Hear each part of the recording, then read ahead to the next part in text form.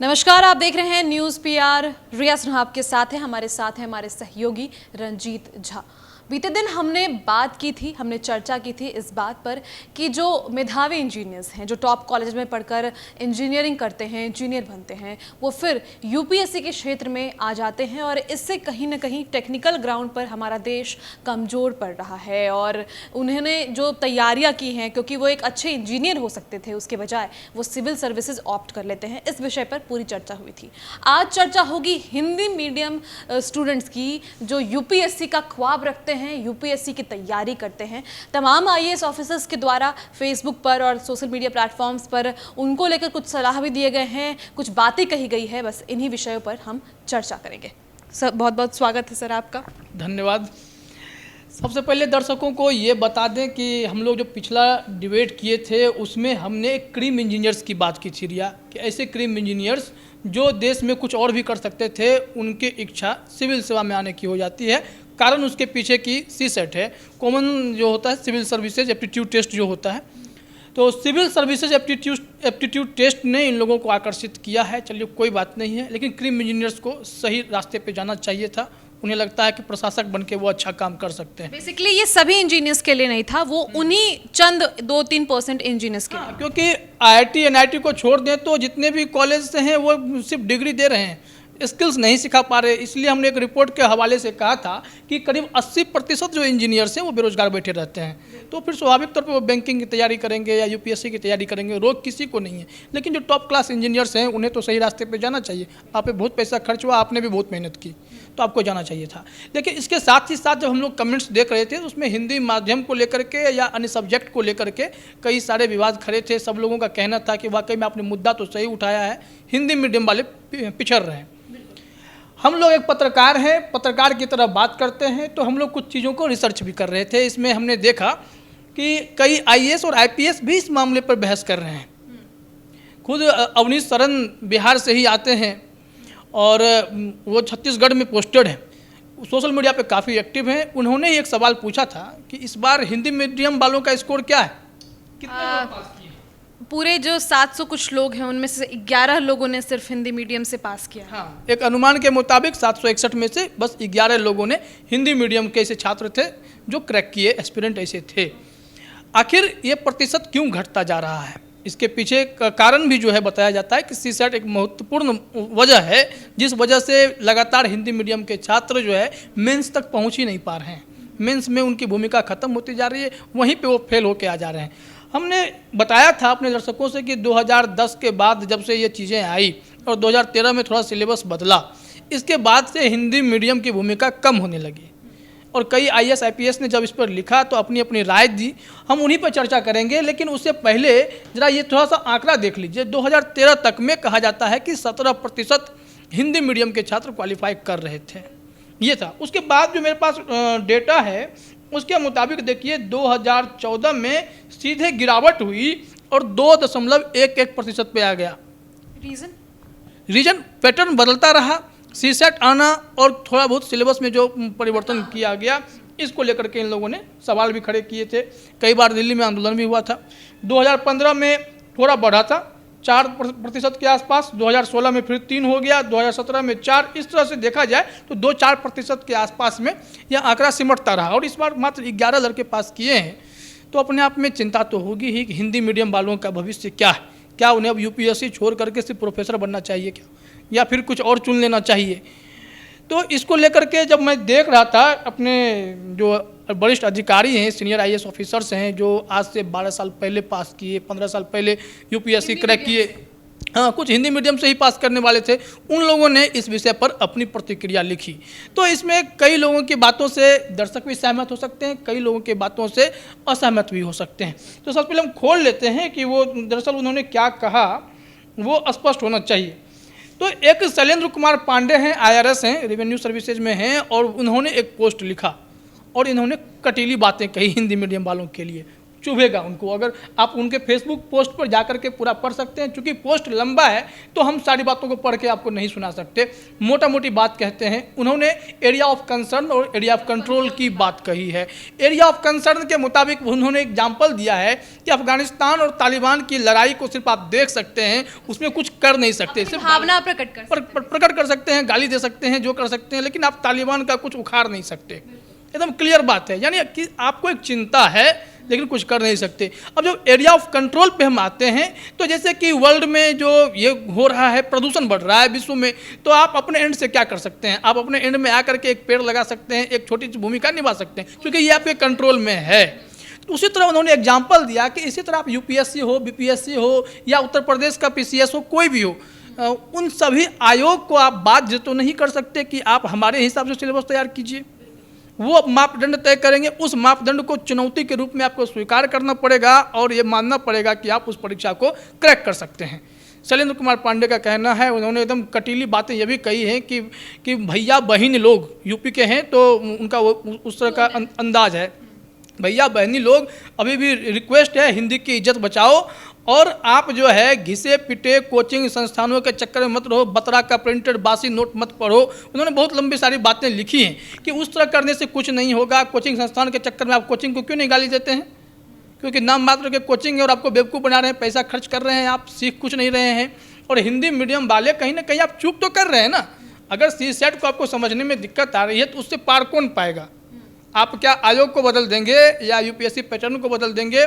इन सब बातों को इन्होंने जिक्र किया और इन्होंने कहा है कि अगर आप 10th 12th जो है अगर आप हिंदी माध्यम से किए हुए हैं तो ग्रेजुएशन में धीरे से आप इंग्लिश मीडियम में एडमिशन ले लीजिए।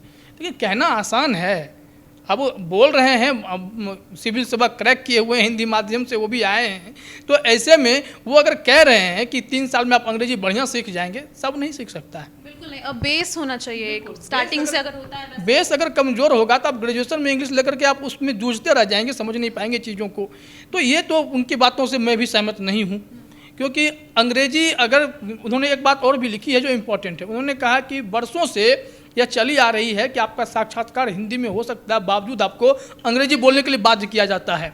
अब आपके साथ प्रॉब्लम क्या है कि जो इंग्लिश में क्वेश्चन आता है, टेक्निकली उसको कंप्यूटर के द्वारा जो है कन्वर्ट कर दिया जाता है हिंदी में। उसका वो हिंदी ही अलग होता है, वो हिंदी अलग हो जाती है।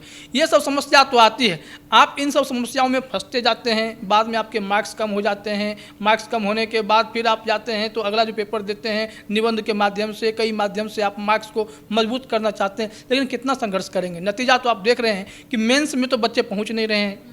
जो छात्र हैं, मैं बच्चे क्यों कहूँ, मैं भी हूँ तो जो एस्पिरेंट्स हैं वो वहाँ तक तो जा ही नहीं रहे हैं, वो संख्या घटती जा रही है। और इसमें जब वो लिखते हैं, और अवनीश शरण ने ही यह सवाल खड़ा किया था, इस पर चर्चा करना चाह रहे थे, तो अवनीश शरण के ही पोस्ट पे उन्होंने खुद शेयर किया।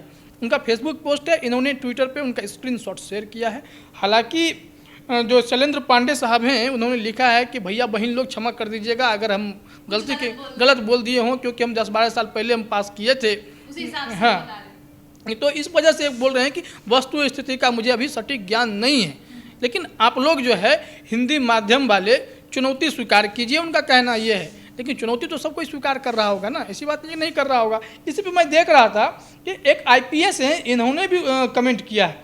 वो लिखते हैं, अच्छा लिखा है सर ने, हालांकि CSET को काफ़ी तवज्जो दे दी है। उन्होंने CSET की बहुत तारीफ कर दी है, बहुत व्यंग किया है। तो CSET के आने से हिंदी माध्यम में मेंस लिखने वालों में कमी आई है, पर लेकिन फिर एक लाइन जोड़ रहे हैं, क्योंकि बहुत डिप्लोमेट तरीके से, क्योंकि जब आप हाँ तो इस तरह का जवाब देने लगते हैं। पर इतनी भी नहीं कि 10-20 लोगों का अंतिम चयन हो।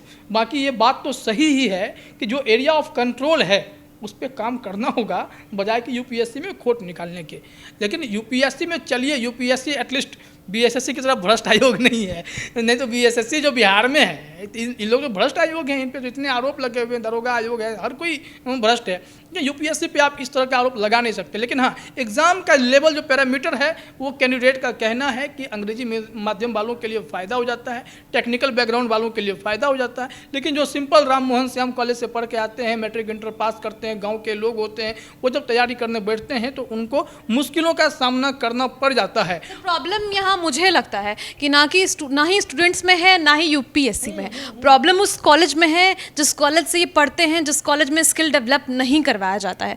क्योंकि अब सबको पता नहीं किस आधार पर अफिलिएशन दे दिया जाता है। हर गली चौराहे पे एक कॉलेज खुल चुका है ग्रेजुएशन करने के लिए। आप देख लीजिए पटना में कितने सारे कॉलेजेस हैं, प्राइवेट कॉलेज हैं, लूट मची है कॉलेजेस की, और हर जगह पे कॉलेज बन जाता है। अब वहाँ पे स्किल डेवलप नहीं कराया जाता है। अब वहाँ से ये लोग निकलते हैं तो इनका बेस भी मजबूत नहीं होता है, और आगे तो फिर उम्मीद भी नहीं की जा सकती। बिल्कुल, आप बेंगलोर में जाएंगे, साउथ इंडिया में जाएंगे तो घर घर में इंजीनियरिंग कॉलेज खुला हुआ है। मतलब जैसे कि बिहार में अगर आप LNMU से पढ़ रहे हैं, पटना यूनिवर्सिटी से पढ़ रहे हैं, या जयप्रकाश यूनिवर्सिटी से पढ़ाई कर रहे हैं, तो ऐसे कितने सारे कॉलेज मिलेंगे। बाबा साहब अम्बेडकर कॉलेज में मिलेंगे, हर एक तरीके के कॉलेज मिलते हैं जहाँ पर आपको बस एडमिशन लेना होता है और डिग्री प्राप्त करने के लिए यह कॉलेज में लोग दाखिला ले लेते हैं। अगर देखा जाए तो कमोबेश जो छोटे छोटे इंजीनियरिंग कॉलेज खुले हैं वहाँ भी स्थिति यही है कि वो लोग भी अब कहीं ना कहीं डिग्री बहुत क्लियर है। आप हम बिहार इंजीनियरिंग कॉलेजेस की बात करते हैं, आर्यभट्ट नॉलेज यूनिवर्सिटी के अंदर सारे बिहार के इंजीनियरिंग कॉलेज आते हैं। अभी कुछ दिन में BC ECEB का एग्ज़ाम भी होने वाला है। बहुत क्लियर है, हमारे बहुत सारे लोग वहाँ पढ़ते हैं, हमारे पहचान के, जो कभी कॉलेज जाते ही नहीं हैं। उनका कहना है पढ़ाई भी नहीं होती है वैसे, तो कभी कॉलेज जाते भी नहीं है, बस एग्ज़ाम देने कॉलेज। बिल्कुल, बात समस्या तो यही है कि ये लोग जब सीखेंगे नहीं, अगर इस स्तर पे भी कमियां हैं, सारे आप कैंडिडेट पे ही थोप देंगे कि आप मरो कटो लेकिन आप ही चुनौती स्वीकार करो, या तो कई कतई उचित नहीं है। IAS IPS आपस में भिड़े हैं। इसमें कई लोग एस्पिरेंट हैं, उन्होंने कमेंट भी बहुत अच्छा किया। उन्होंने कहा कि सर आपने सही कहा, लेकिन जो ट्रांसलेशन के बाद जब हिंदी में कन्वर्ट होता है अंग्रेजी से, यह समस्या तो UPSC दूर करेगा ना, ये छात्र तो दूर नहीं करेंगे। तो मीन्स कहना है कि कॉम्प्लेक्स हिंदी जो है उसको एक सरल हिंदी में बिल्कुल, हाँ, वो मशीनी भाषा से कन्वर्ट होता है, वो समझना बड़ा मुश्किल होता है। उसके बाद एक ने तंज भी कैसा है कि जो लोग सफल हो जाते हैं उनको खोट समझ नहीं आता, बाकी लोगों को जो है खोट समझ में आने लगता है।